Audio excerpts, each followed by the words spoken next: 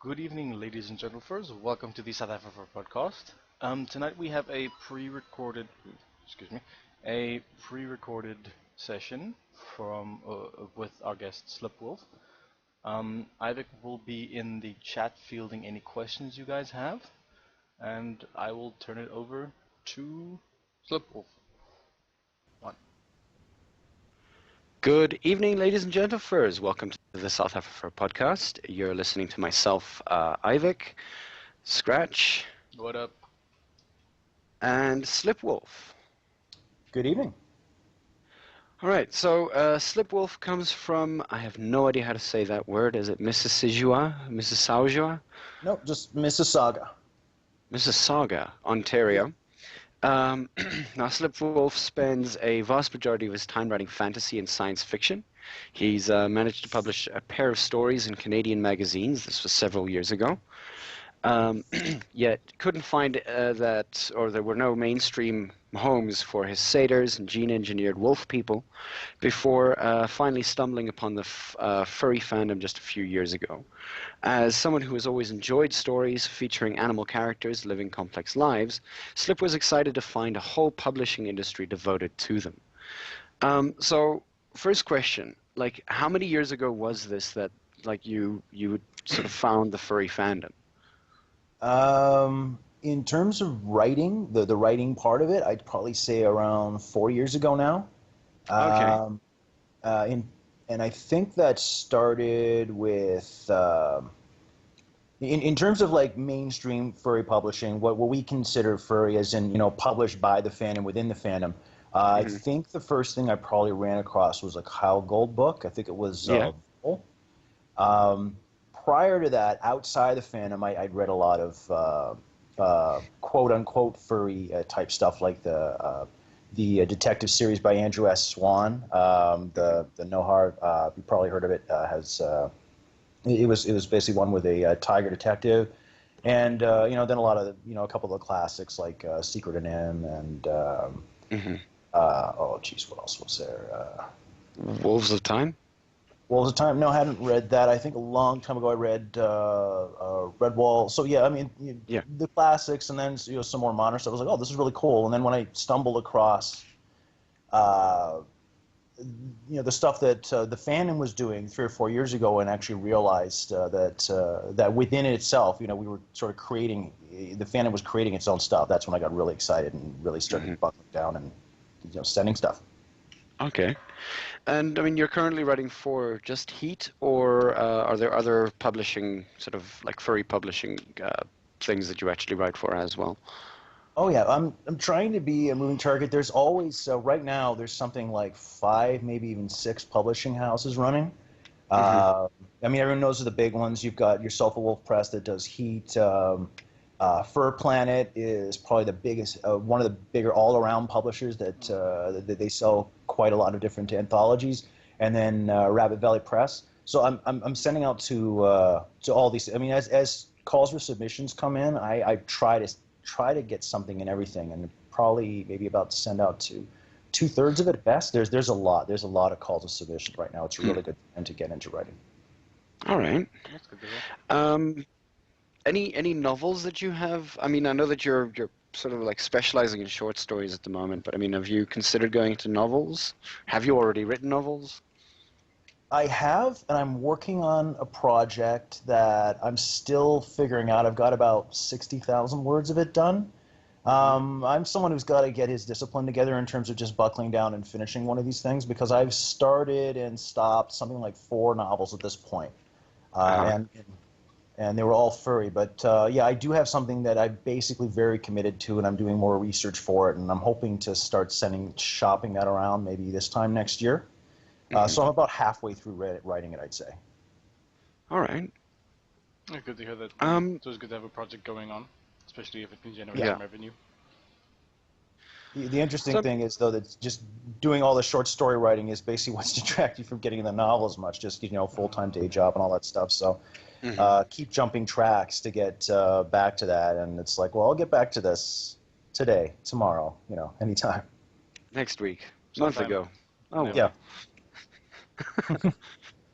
5 days later, oh look, a new story. Yes.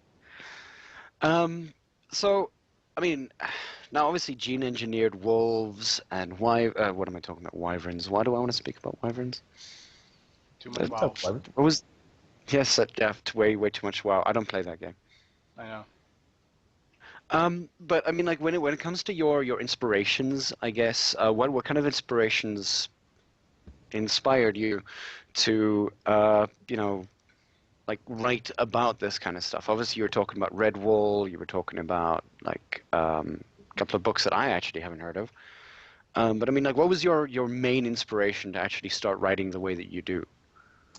I've just always been curious about animal people and about how life would be different for somebody with different senses and different skill sets, and who may not live the way you and I do. I guess in a sense I've always been interested in aliens, and furry just became kind of a logical extension of that. And I've just, having read all this stuff and always finding, I think the way a lot of furries do, I just have like an affinity for animal characters. I just find I identify with them, or really want to identify with them, even where it's difficult in writing. So just thinking of different themes and ways that their lives would be different. And from that, bumping up against the stuff that you hear every day that, that can inspire stories, whether it's music you listen to or games you play or, the other books you read, that always just, I always just have just some little idea, and it would just sort of nag at me and stick there, and I just have to get it down at some point. And I just I started putting together the discipline to write stories after a while. So, and then I figured, why not send this stuff out? So, I mean, I did like a couple, as you said earlier, I did a couple non-furry stories. A couple things I sent to like a couple Canadian magazines like On Spec and Neoopsis. I'd say that the most famous Canadian sci-fi magazines, but they're actually the only Canadian sci-fi magazines. So that's yeah, there you go. But then I had just one of my earliest examples, which ironically I've shopped about 20 different places, and it's finally actually coming out in an anthology very soon. Actually, it's going to be at AC. Was this idea for a satyr who was a spy, and it was this kind of D&D idea, but nobody was interested. It was, this is not the kind of thing we're looking for. This is almost good, but maybe if this guy wasn't this. And I just realized I was going to have to branch out into other stuff if this stuff was really interesting to me, and it was. It's just compelling. I just can't. I thought furry was like an itch I'd scratch, and then maybe I'd go on to something else. But no, it hasn't turned into that at all. I've been really, really getting into it. Huh. And I mean, like from I think, like you said, you 4 years ago. And how old are you now? Oh, I'm 40. 40. So I mean, like at the age of 36, you kind of started moving into the entire furry thing. And Yeah, I know that late, like, late. Hey. Yeah, it's like way, way late, I know. So I'm like a newbie gray muzzle, I guess, is what I technically be if you want to catalog it. But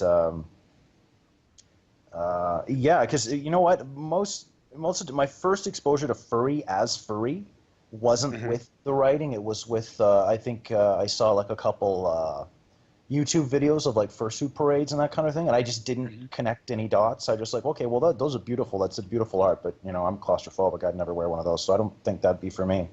And just kind of moved on from it and didn't realize that this was all an integrated fandom. So I was, because I was never in, I guess, growing up a furry crowd. Like, you have, the friends you find at a furry and that kind of thing. I was always the guy, we'd play Dungeons and Dragons, and they'd be like, Ryan, you're playing like a centaur again, or, some other non-human. I was just kind of like the interesting guy in my group in that term, in terms of doing that kind of thing. But I didn't have any into furry other than what I just kind of ran into in terms of art and online and stuff. And so that's why I'd say that's why it took so long. That's why it's a 36-year-old. Hey, I'm a furry. I mean, and like that's sort of where I'm leading to. I mean, with I guess like one could say 36 years of being like outside of the fandom and then sort of finding a way into it. Always loving it. What Yeah. was your experience like? Was it any different from, say, D&D groups or sci-fi groups or groups that you would have normally gone into, or is there something completely different to the furry fandom that you kind of really enjoy? Just the pure creativity of it. No one's tied to any one canon. The thing that keeps it all rolling is that everyone's coming up with new ideas. Whether it's character designs or stories represented artistically. It's just unspooling from itself. It's like a perpetual motion machine of creativity. I think that's what I think is like super cool about it. And I just being around all that creativity, I mean, it rubs off on you, and then are looking. You've already got ideas, but then you're looking for more, and you're looking for new angles, and things just occur to you. And yeah, it's a very magnetic fandom, I have to say. I mean, just in terms of how I came to it, sort of from the outside, moving in, and so I mean, that's just what I love the most about it, and that's kind of why I'm here to stay. So, That's actually pretty awesome. I mean, what? Scratch? I'm here. It's when I lose my train of thought. Go. Ask a question. Yeah, it's good that you mentioned like that the furry fandom is basically this whole like as you said, it's a perpetual motion machine because everyone gets exposed to something out there, and then in their brain they realize that I can jump off of this point and then start my own thing, which is different from this, but also sort of the same, if like in the same vein. So yeah, the furry fandom is really cool, and the thing in that regard that I also like is from what it sounds, the kind of stuff that's interesting is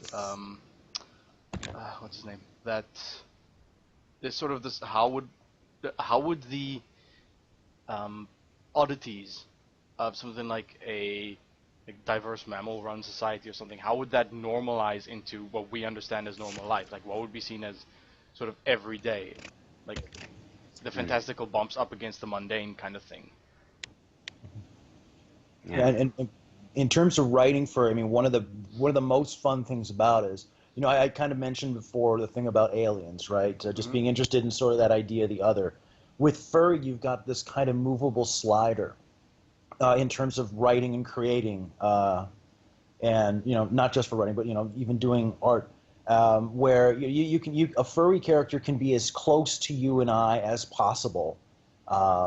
Not just physically, but psychologically in terms of the day life. I mean, there's plenty of stories and ideas about basically just worlds that are our world, that just happen to have foxes and cats running around it instead of people. But at the same time, you can also take it and push it to the complete other end of the spectrum and make them so inexplicable and so different from us and so alien to the way that we think. So I mean, depending on what kind of story you want to tell and what interests you, and that's just another aspect of it that's really good is you can fine tune control that part of it, and from that you get just a lot of different types of stories and a lot of different types of tales you can tell. And it differs from person to person, like whatever perspective you have or whatever like sort of oddities you see in it. That's something that you roll with from, that's your creative idea. You're like, your headcanon, sort of. Yeah. So right now I've got, I mean, just an example, like everybody's got their own thing that they're really interested in that they kind of take and move into the furry fandom. I'm really big into history, and I read a lot of like classical ancient history, and I read modern history, history of music, the 60s, that kind of thing. Just taking older ideas or ideas that have been established and just kind of like putting that furry angle on it. Seeing it through the lens of furry, kind of. Yeah. Like right now, I just quick example of the story I've got coming out in Heat 13 is called Sky Leaper, and it's actually about an alternate world Apollo rocket program, going to the moon. And the idea behind that is, what if it's wolves? What if it's a world of wolves, and they've been worshiping the moon, howling at the moon for centuries, and now they actually have a religious relationship with it, and now they actually have the science capability to actually go and explore it. Mm-hmm. So just like in terms of just taking the real world lens and throwing some furry on it, in the real world for us, it was, everybody knows, the Apollo program, the rocket program was all about the Cold War. It's us versus the Soviets and blah blah. And, I guess as a furry, you could tell an interesting story about that. I don't know, American wolves versus Russian bears or something. But I just thought this the idea of basically looking at it religiously. Through a furry lens, them being wolves and them having a different relationship with it, and some people thinking, well, we should never have gone there. It's basically sacrilege that we should go to the moon. And no, this is important for science, and we need to understand how things really are. And taking that kind of debate and putting the furry angle on it is what made it compelling and worth exploring. Because if it was just another human story going to the moon, then great. Your 587,000th Cold War parable. It's a way to make things really fresh, just in terms of looking at what's out there. So circa Clive Cussler every day. Yeah. Well, shoot. I know I've read his stuff. I'm just kind of. Yeah. I used to read Clive Cussler, like 1 or 2 or 3 books, and there was one point that he mentions like South Africa, and I'm kind of sitting there going like, oh, cool. This was in 1980 something. That means that he called everybody in South Africa terrorists. Yay! I like this know that. But yeah, I mean, like Clive Cussler sort of like does a lot of his like action books based around the wars that happen and all of this kind of stuff. A lot of it's also based on the Cold War. So I'm just trying to make like a connection between like what, human version of story 101.578. It's actually kind of interesting. So like how you I think want to connect that with like things that could have happened had it been like that. Mm-hmm. And I really, really do enjoy that kind of like angle. And it's weird. It's something that I don't know that we don't necessarily see in furry writing quite often. I mean, you get Kyle Gold, who speaks about things from an inherently human perspective. And I mean, Zootopia did exactly the same thing, where it took everything from a human perspective, if there was an other, and those others are all the people that are living inside the same city. But it's still inherently human. There's nothing sort of, yeah, granted, you get the whole feral thing, but then again, like it's immediately something that you can connect to, othering of, different cultures and things like that. So instead of it being like a purely, I guess, base animal perspective, it's more extremely human, extremely sort of like relatable. And I guess when you took, say, that kind of idea, the one that you sort of just mentioned, you kind of see how it would have been had that been your sort of base point, your point of departure. Yeah. Okay. Yeah. And another really fun thing about doing that kind of thing is you can actually take, let's say, more contentious subjects that people have very fixed views on. And one of the fun things I really love doing with furry is taking an idea and taking it into that relative realm, because you can approach something from a different angle, be talking about the same thing, and thus have people who are entrenched in a certain idea come around and think of it in a different way. And I guess as an example, at a previous story about, it was actually in the previous issue, he just a real quick example about it was a wolf who knew inside that she was a rabbit. She figured it out as a child, and she'd known her whole life, and she had this sort of species dysmorphia, and she basically decides to make the decision to take the step to surgically, as well as, since she's already physically and mentally, become a rabbit. And I was kind of looking at the problem she had with her family. Her family didn't want it. They thought she was alienating herself from her. The resistance she had from coworkers and friends, and all the physical difficulties she went through. But it was still so compelling, and it was just kind of an interesting. Or I was trying to find it. It was an interesting way of looking at uh, uh, the issue right now we have with transsexuals and gender Yeah. right now. And Yeah. it's because if you mention that, if you write a story about basically addressing that directly, people have very firm, entrenched views. It's like, I just don't believe that someone born of a sex can possibly be another sex. You talk to people who have that, who hold that idea. It's very, very difficult to make them readdress that. And, people have very strong convictions about that sort of thing.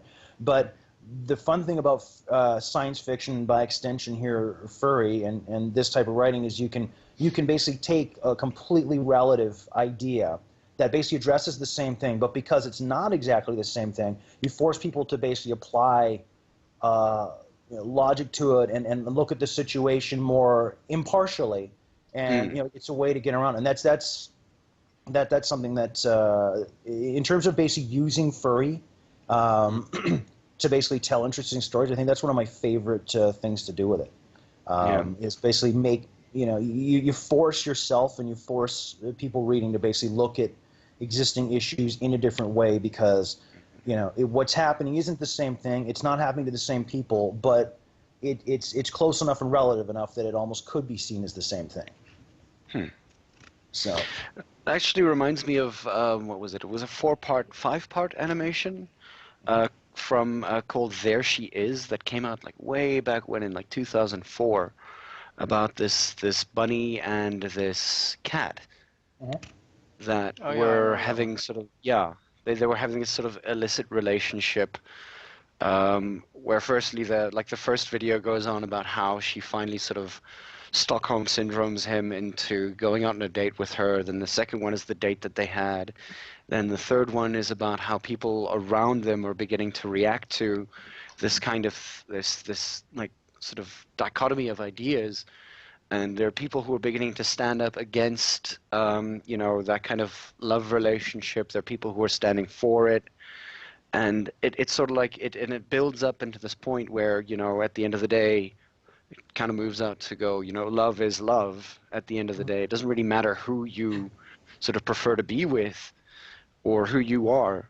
But, and I mean, there's some really, really sad moments in it as well, where you sort of realize how many people still sort of stand against, I think, ideals like that. And I think if you really think about it, like animals and the way that we look at animals, this has been going on since the 60s, since the 50s. I mean, you look at something like, there's Lady and the Tramp for one. There's Fox and the Hound. Yeah. Obviously Zootopia, where you have these animals who shouldn't be together, but they try to be together anyway.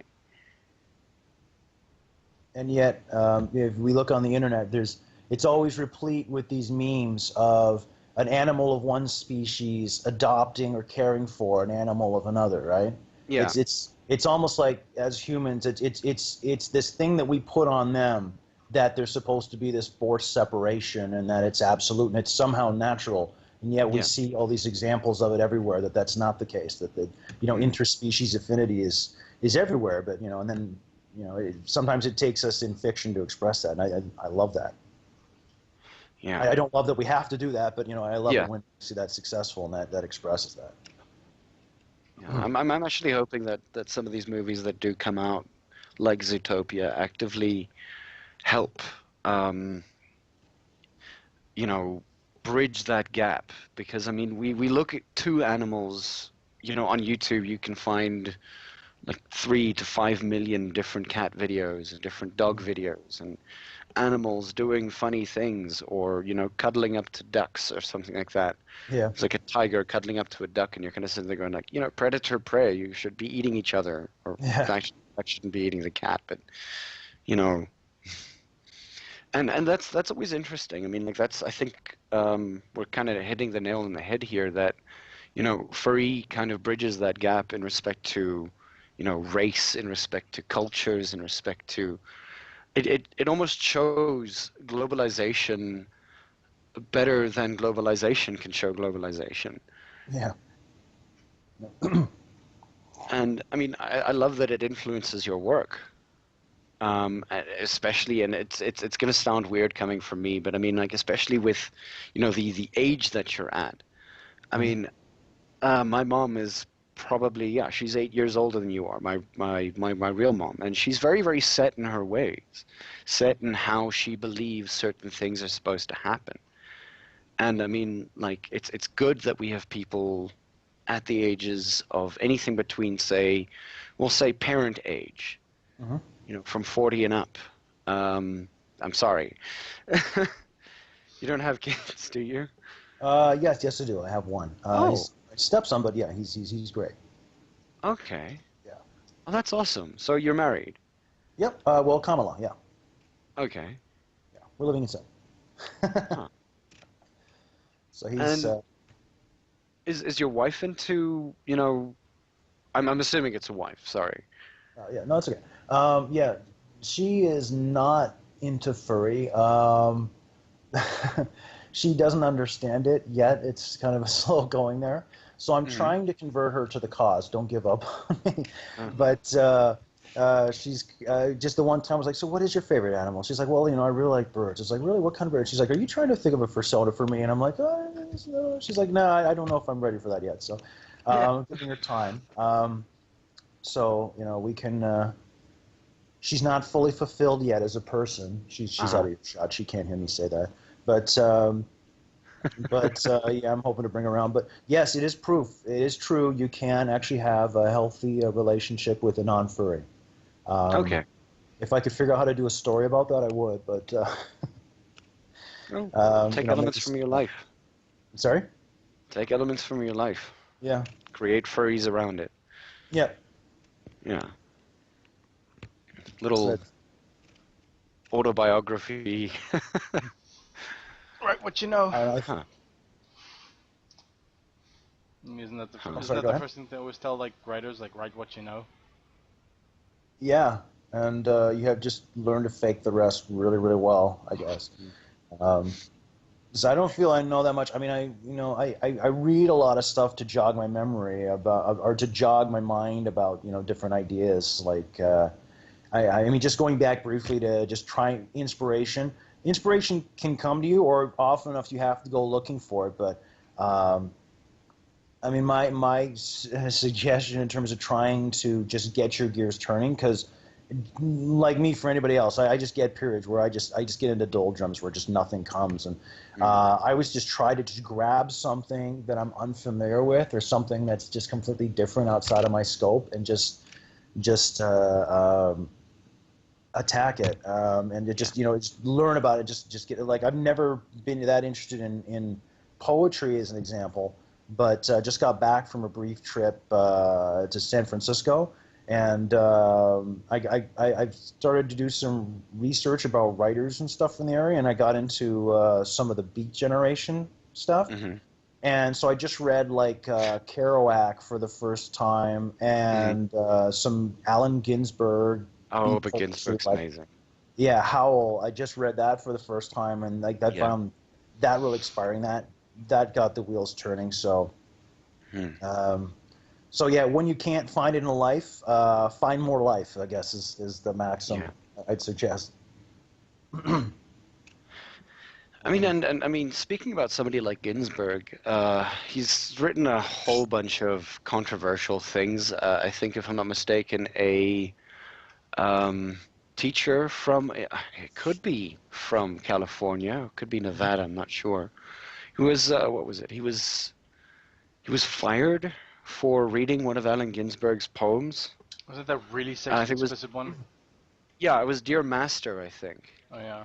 Oh, I heard. Yeah, I haven't read that poem, but I've heard what you're talking about. Yeah, that was. He's always had a really. Please, Master. Sorry. Yeah. I mean, even Ginsberg's like early stuff, like Howl itself was, it was like mass produced at City Lights bookstore in San Francisco, when they tried to ship them like back in the 50s. I remember like an entire shipment was intercepted and held because of all the indecent material. But even by today's standards, if you read it, a lot of that stuff you'd be challenged to read in a classroom. But yeah, I know the poem you're talking about. That one's Yeah, it's you could say uptight school board, or you could. I guess it depends what kind of classroom he was reading to. Yeah, it was I think it was an AP English class, so it was necessary to read something like Mm. Ginsberg to them, and Yeah. especially something as open to I guess both sexuality and sex at the Mm. same time. I mean, the thing is that like Ginsberg, in and of himself, is an amazing poet, Mm. um, and it's honestly it's one of his best. Yeah. Well, I mean, if you read it to a literature class, then yeah, Yeah, right away, I'm kind of on the. I can't see why that would be an issue. You know, you're supposed to read material that challenges your way of yeah, thinking, but yeah, I'm guessing. I guess depending on what state he was in, it's yeah. they don't think so. Yeah, look, I mean, I in South Africa when I heard about this teacher being um, like kicked out of the school board and everything like that, I was kind of sitting there going like, I need to read this poem. Read the poem, and I'm like, cool, I'm gonna read this to my students. I just decided like right then and there, and I mean, like the thing is that South Africa isn't as liberal as our constitution is.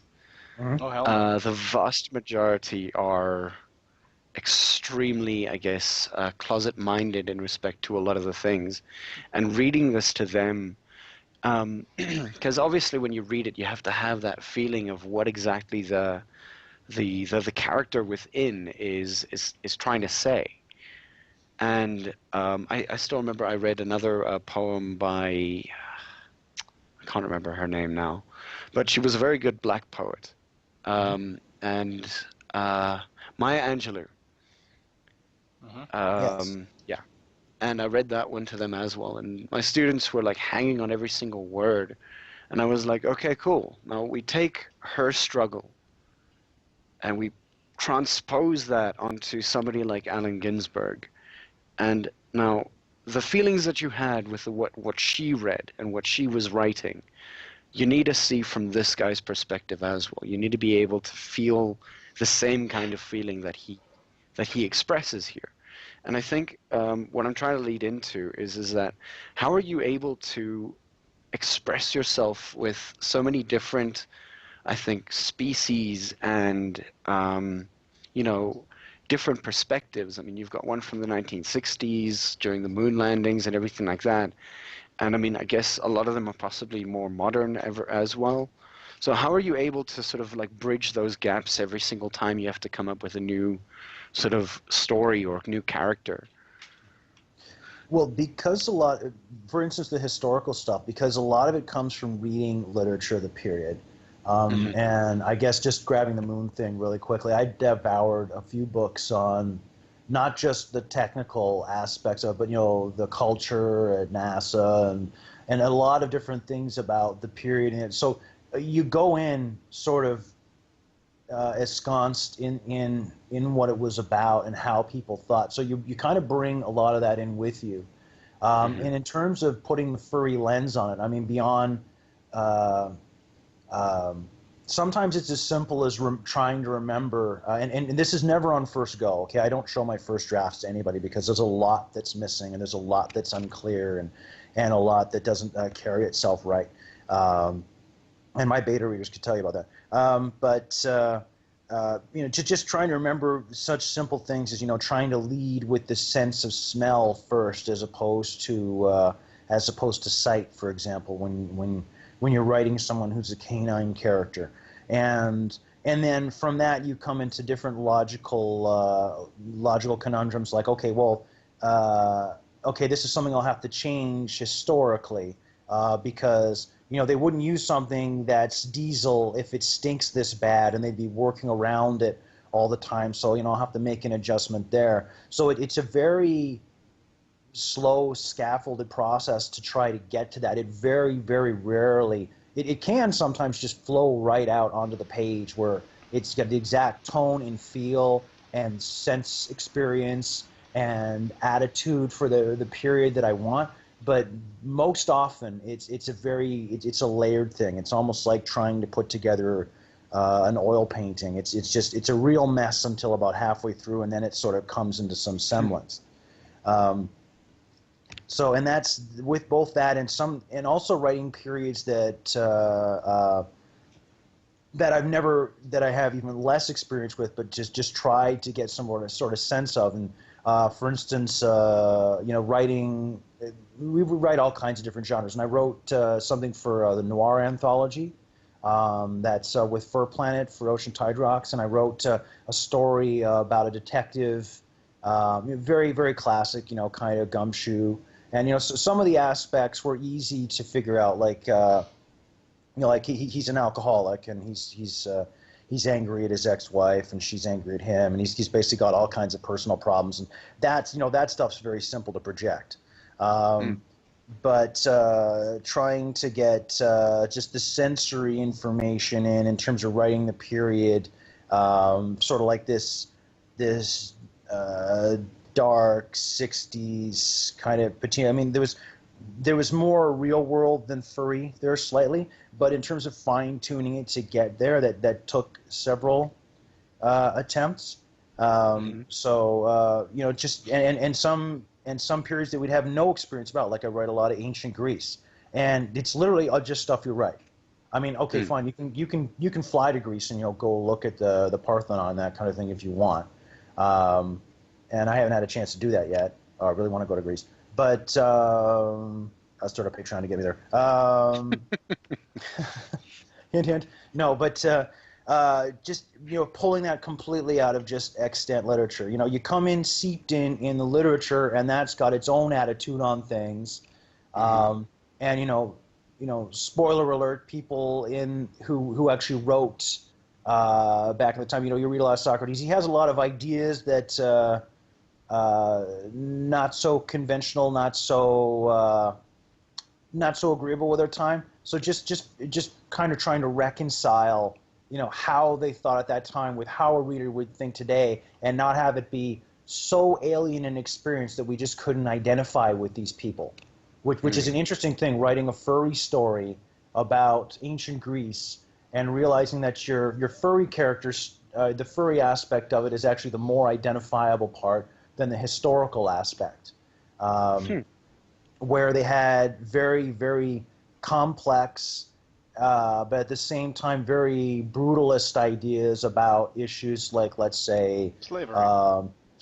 Slavery, gender politics, homosexuality. They didn't even believe that existed. It's just if you were the giver, it was fine. If you were the receiver, you were not. It was that simple. But the gender of the two participants didn't matter. So you just trying to get that and work that in, and make it of its own period, but still identifiable enough to people reading now that they won't be completely turned off by it.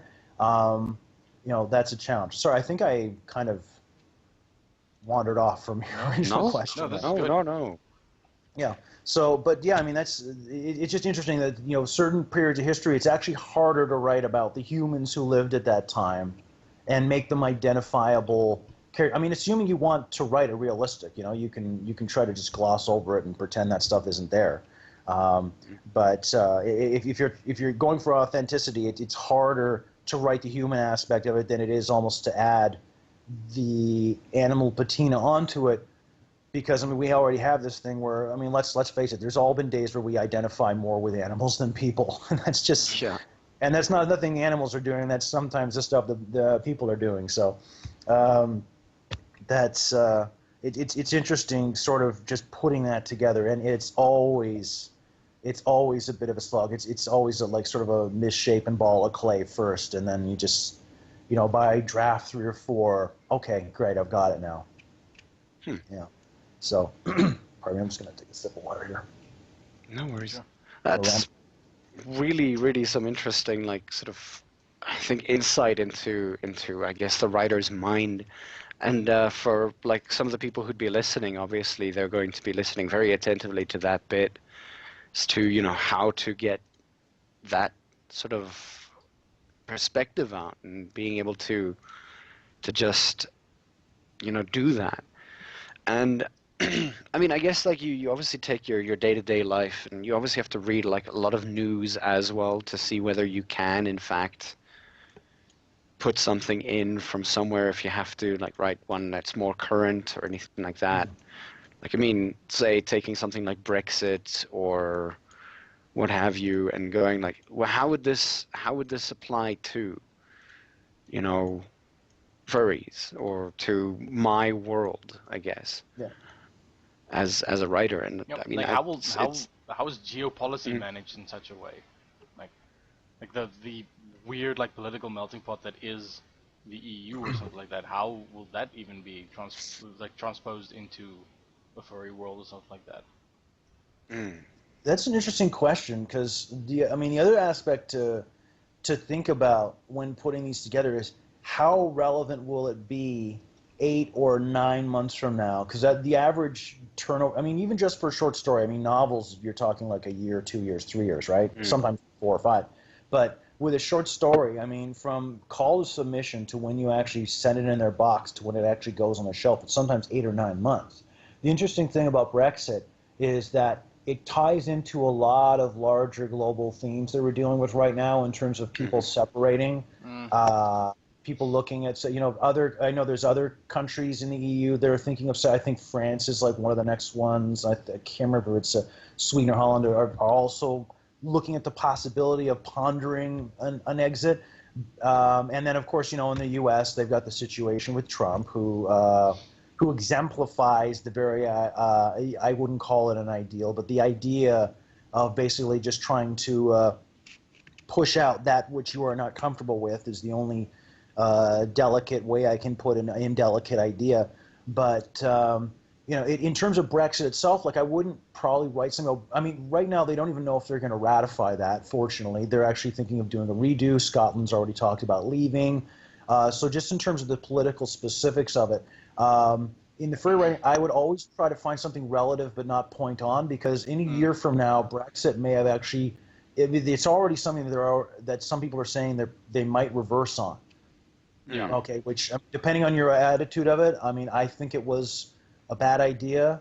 But I mean, the worst Canada suffered was our dollar dropped a little bit or something, yesterday, whatever.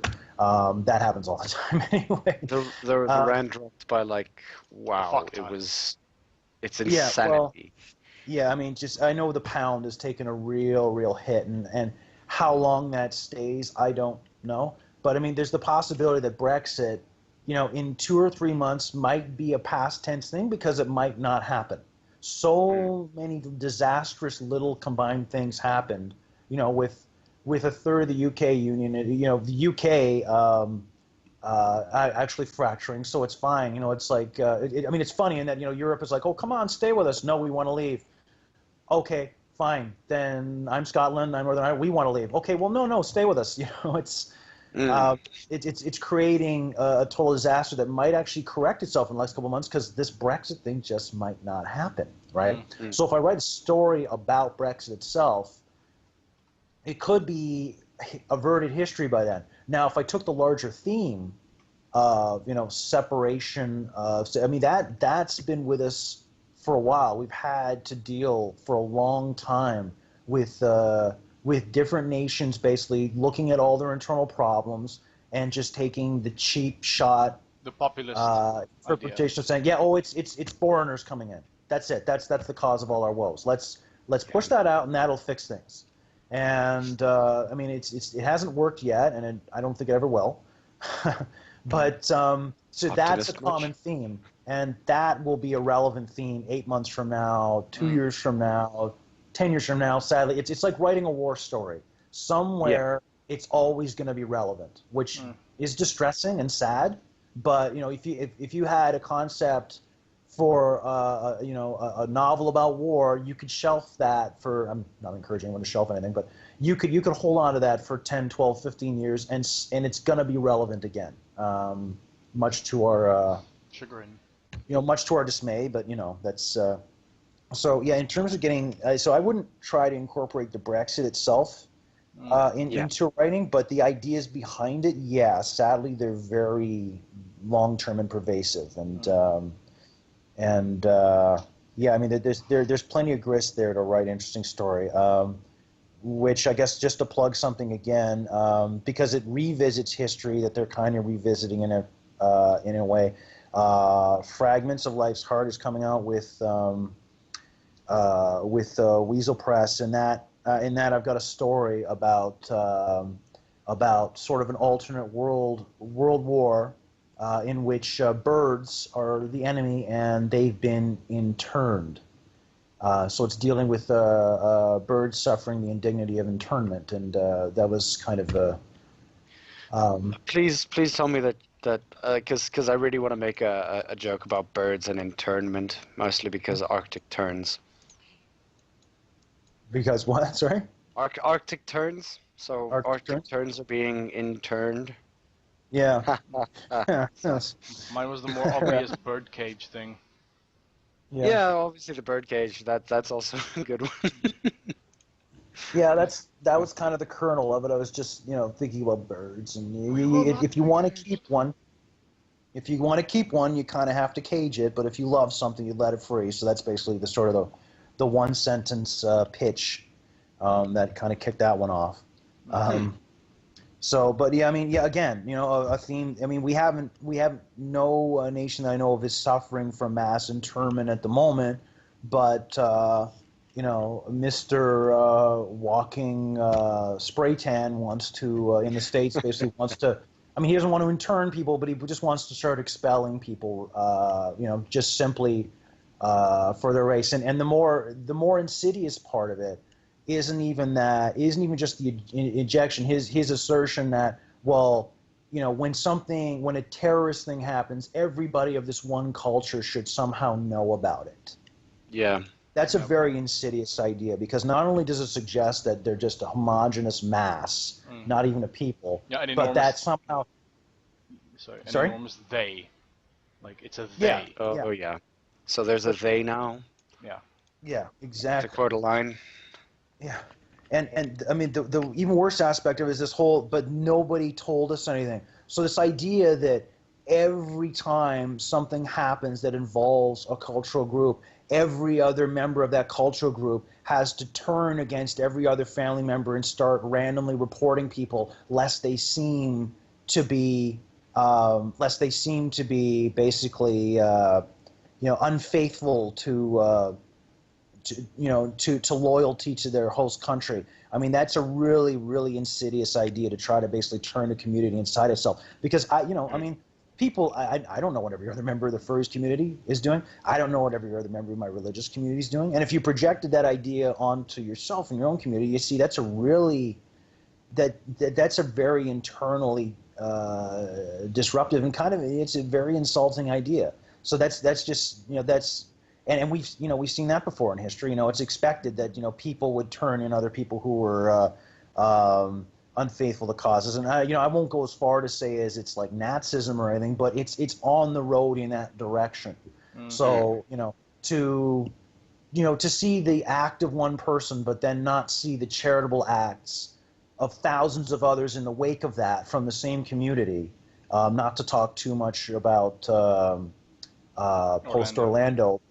Yeah, to notice everything about that one situation with that one person, but then disregard all the actions, all the positive and community reinforcing actions done by people after that, to just intentionally dismiss that to push your agenda.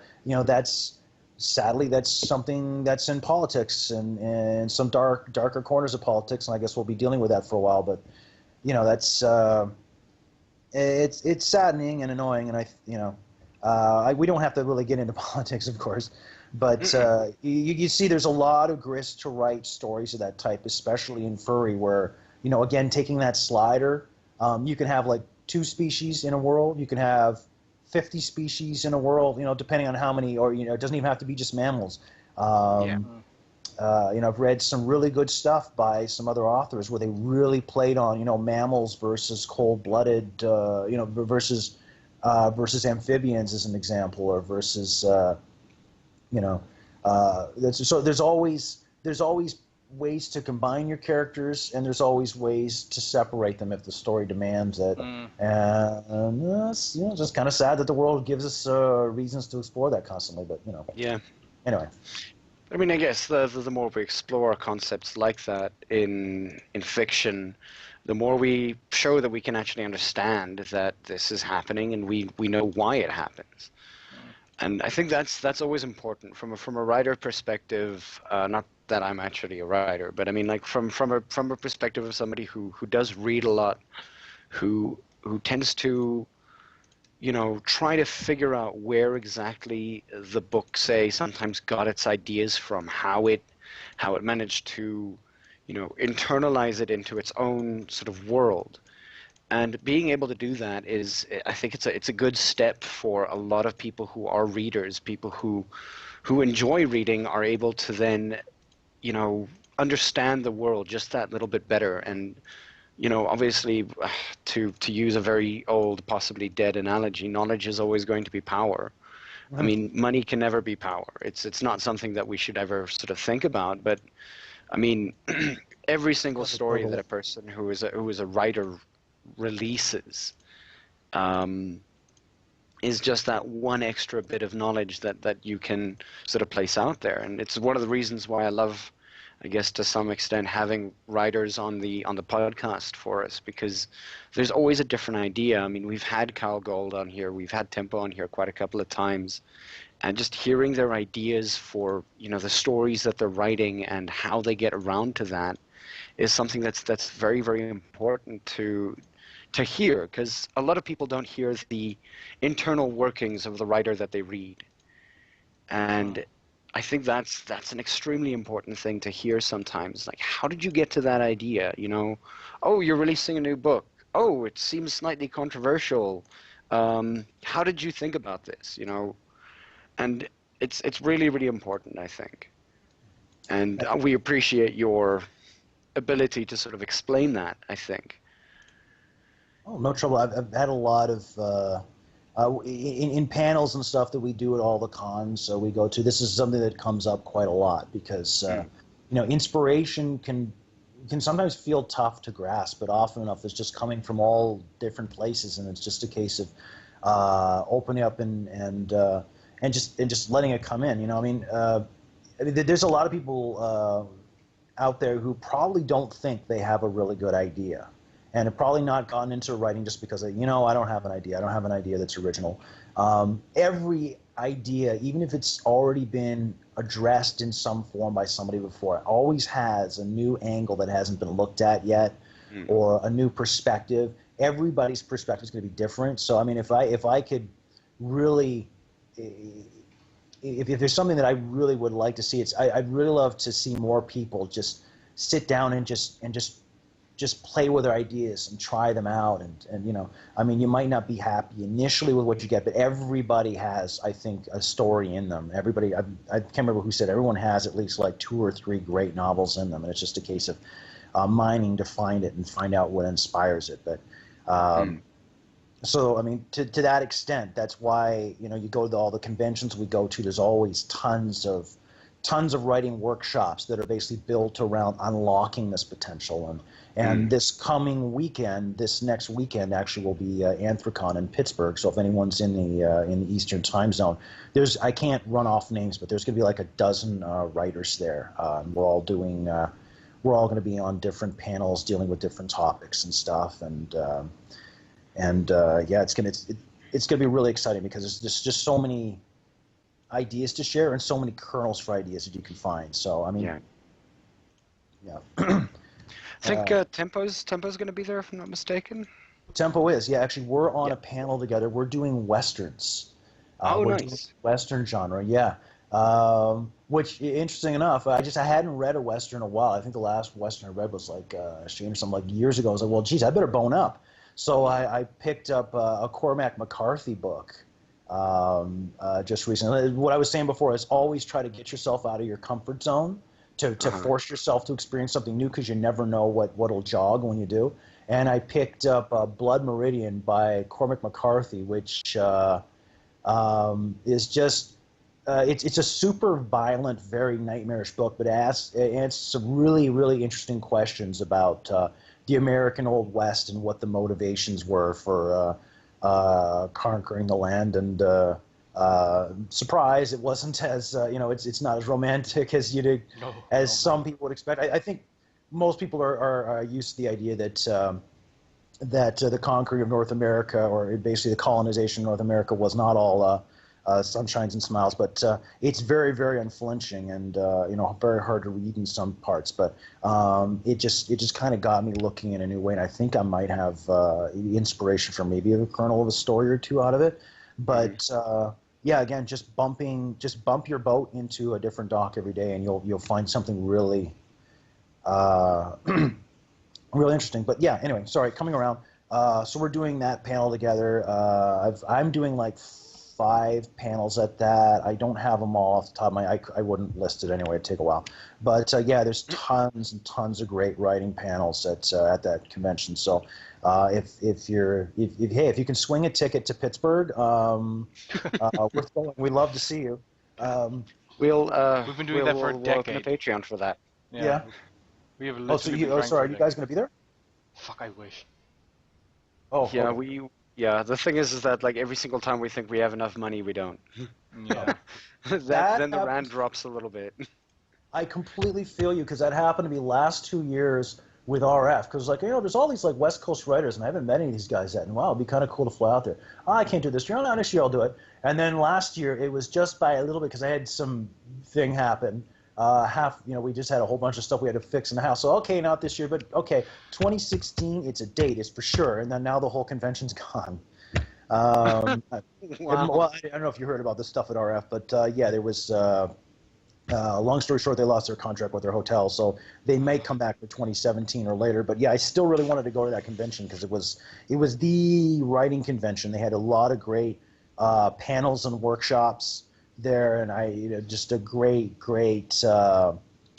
fusion. It was like the Haight-Ashbury of furry writing, and it's kind of just closed down this year because of contract difficulties. But hopefully they'll be back next year, and hopefully I'll actually get to go to one of those. For those of us who don't know, the acronym RF is. Oh, sorry, Rainforest. My bad. Rainforest. Yeah, Rainforest, it was in Seattle, and then it was, I think, going to go to Spokane, and then that didn't work out for a couple of reasons. You can look in there if you want to read up on that. But, yeah, but there's still good furry writing enclaves everywhere. And interestingly enough, sometimes you can get really, really good mileage out of going to some of the smaller cons where they just have 2 or 3 panels. Because, well, just as an example, I run a workshop at Camp Farrell. Which is a small con, Algonquin Park. It's a convention that isn't a convention. There's no hotels. There's no bad carpeting. It's a summer camp. Yep, it's all outdoors. So you could basically come right off the dock and sun dry yourself as you come over to a workshop on fursuit building or painting, or I run a writing thing there. But trying to the idea is instead of a lecture format, it's all very hands-on, and I try to take that into the writing too, where we discuss, where we basically try different exercises to try to just jog ideas, and sometimes it involves fun stuff like flashcards. And last year we actually had like a wine sampling to try to figure out how different species would detect this, and just this little thing we did on world building where we took different stimulus, and it's like, now look at this color and figure out exactly what this color would resemble, or what it would call into mind of someone living in X period, and that kind of thing.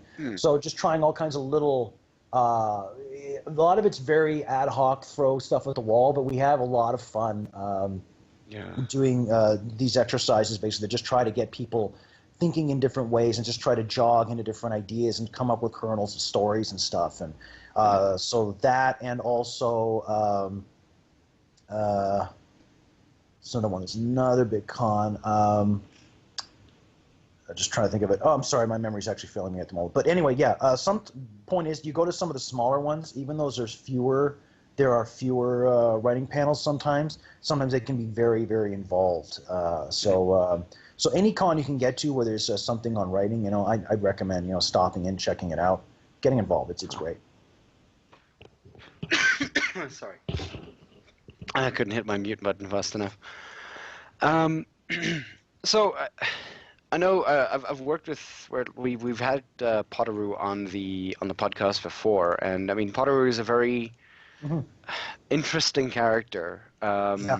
I mean, like from his hair to his sona to what he enjoys doing and things like that. I mean, I know that you've worked with him as well on a couple of things, obviously with the writing workshop and things like that. The day that you, and I think maybe we can sort of end off with this story. The day that you met Potteroo. Yeah. What was your first impression? I guess. I mean, like, when did you meet him? Like, whenabouts into your sort of like delving into the furry and things like that? Did you sort of meet Potteroo? When was it? Jeez, I think it was probably no, it was prior to Howl. Sorry, Howl, just by way of explanation, is it's basically a monthly dance meet that happens basically just off of on Spadina Avenue in College in Toronto. So if any Toronto area furs are hearing this and you don't know about it, just look up Howl online. It's great. Lots of great music, lots of different DJs, but that's he doesn't organize that specifically. But I met him for the first time. Yes, now I remember. I met him at a con in Toronto, which is hang on one second, because I was actually just trying to remember this a second ago. My memory Isn't it Fernal Equinox? Yes. I met him at Fernal Equinox, and basically they had a table, and basically it was all about Camp Feral, and we got into chatting about it, and we got to chatting about writing because at the time they had a couple books they were selling, and so I picked up some furry books. I was really worried I was going to go to my first fur con, and there was not going to be anybody selling books, but ran into him there, and yeah, we just got into talking for a while, and he's a very, very vibrant, full of life guy. And it's kind of like an aura you feel out from 10 feet. And he'd say I'm basically building him up too much, but no, I'm not. He's a very, very inviting, easy guy to chat with, and just so full of ideas. And yeah, he's great. I mean. Yeah, I mean, you definitely see him from well out, when he's basically got the pink on with the mohawk. Yeah, and I love his persona. The Rugoyle. That's an interesting combo. Most of us, in terms of our hybrid, I just picked like a gray wolf. I'm boring. That's fine. Most of us in terms of a hybrid personas are just basically like finding two average mammals to put together. But I was like, yeah, it's a cool idea. But yeah, he's great. I mean, if you can catch his ear and chat with him for a while, he's a very fun guy to talk to. Yeah. Lots of ideas, and right now actually he is a part collaborator on an anthology we've been working on. We're actually working on, don't tell anyone, we're doing an anthology of Canadian writing, and it's something we're doing with, it's going to be coming out with Fur Planet at some point next year. We're still just assembling stories, but it's basically something we've been working on also with Tempe Alcoon too. So that's just basically one of our little pet projects, just something we're trying out. But yeah, he's always got something on the go, and we've always got something on the go, so it's cool. Yeah. All right. Okay, we're definitely going to have you on again sometime soon. This has been a really, really good podcast. So for those of you who are listening, that was Slipwolf from, please just say your town's name again. Mississauga, Ontario, Canada, Earth. Earth. Yes. Milky Way. Yeah. But yeah, so thanks again for joining us. We'll have this up tomorrow. And I mean, and then of course it'll be on YouTube. Is there any kind of like plug that you'd like to do for the end of the podcast? Yeah, sure. So just real quick, you can find me, as I guess you're probably gonna have in the show notes, but you can find me at slip_wolf, capital S, capital W, on Twitter. That's where I'm most frequently on. You can also find me at slip-wolf on Furfinity, where I basically post snippets and things of stuff coming up, and I've got like a series on there I've been writing. It's on hiatus at the moment, but I'm going to be restarting that soon. Yeah, at Anthrocon, I've got 3 stories coming out in 3 anthologies. So Skyleaper will be with Heat 13 at Sofa Wolf. You'll also be able to get this stuff online, by the way, so if you can't go to Pittsburgh, that's perfectly fine. Also, Fragments of Life's Heart with the Red Fair Press, and I've also got His Palace, which is an interesting, fun story and a gambling theme that's going to be in Fang issue 7. Both the Sofa Wolf title, both His Palace and Skyleaper, however, just to let you know, are both adult stories. Yeah, just notice. Other than that, I'll be at Anthrocon this coming weekend. I'll be on with like 12 other brilliant writers I get to work with, doing something like 15 panels, all organized by Yanis J. Wolf, who did an amazing job putting it all together, even though him and his mate, they were moving country the whole year. They actually moved coasts. So they somehow did that, and they're working on anthologies, and they basically put this con together. So hats off to them. They've done a great job, and it's going to be as awesome this year as last year. And I'll probably be at. It's planned. I'm going to be at Camp Farrell doing a writing workshop again in Algonquin Park near the end of August, and. Vernal Equinox, I'm also hoping to do another panel that basically takes place in March, so March 2017. Just keep an eye out for that. So that's me right now. And also keep an eye out for that Patreon for him wanting to go to Greece. I think it was Greece, wasn't it? Yeah. Yeah. Keep an eye out for our Patreon for going to any goddamn con in the US. Yeah. Camp Farrell is a very, very good choice here, actually. Either that or like something smaller, like maybe Midwest Fur Fest. Anthrocon, I think, might be a little bit too overbearing immediately, like for the first one. Yeah, I think. Yeah. Yeah, go. Oh, sorry. No, yeah, it is pretty packed. But hey, the Saturday outdoor Fursuit parade should be amazing. Oh yeah. Something I need to keep in mind. All right. That was Slip Wolf. Once again, thanks for joining us, and thanks for giving us some really, really amazing sort of like information on writing and everything like that. And obviously, that's sort of what you do, isn't it? Yeah. Thank you so much for having me. Yeah, we'll definitely have you on again. Maybe sort of post-con, like feedback on how things went and whatnot. That might actually be an interesting like look at things. But yeah, so good luck for next week. And yeah, have a good one. You as well. Thank you so much. Cool. And yeah, thanks again for everybody for listening. And we'll see you guys again next week then. Yep. Cool. Cheers. Cheers. Bye.